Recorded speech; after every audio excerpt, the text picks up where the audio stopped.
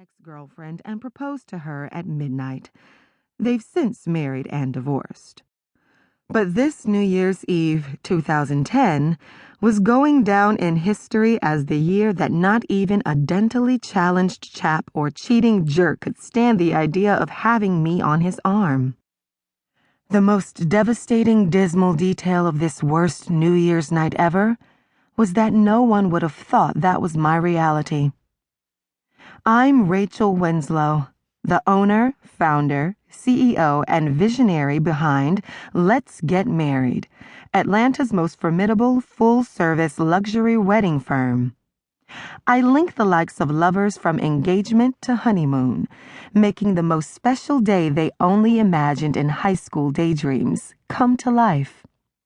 I started the business when I was only 6 years old and planning the nuptials of Cabbage Patch Kids after school in the high grass in Grammy Annie Lou's backyard in Social Circle, Georgia. And moved up onto celebrities and Atlanta's elite, making romantic promises overlooking the world at the sundial. Last year, a cover story on Let's Get Married in the Atlanta Journal-Constitution said, "Winslow just has the touch of love," and noted that my client list is booked for 3 years. Most of these people aren't even engaged yet. And I've grossed $1.25 million since opening in 2008. But I don't do what I do for money or cover story features and accolades. I do it because I'm still that little girl who celebrated with the newlywed Cabbage Patch couple, until my grandmother came out on the back porch, always in her stained peach apron with the ruffle on the bottom, and called me in for supper. And I really, really believe in love. At first flirty smile love. At first sexy scent love. The first moment you see him and you just know from somewhere in your navel that you must have his babies love. Defy your mama love. Defy your daddy love. And who gives a damn if neither one of them ever speaks to you again because he is in your life and nothing else really matters right now, does it? Love. Cherry on top, love. Hand holding on the Ferris wheel, love. Staying in bed all day and you don't even care that your underarms smell like onions and his breath smells like onions because he's been kissing your underarms, love. Red roses and chocolates on February 14, love. Love Jones with Nia Long standing out in the rain crying just before Lorenz Tate sweeps her up into his arms.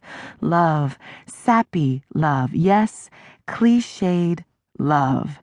And we don't care if it is cliched because it's our fairy tale and it can be whatever and however we want it.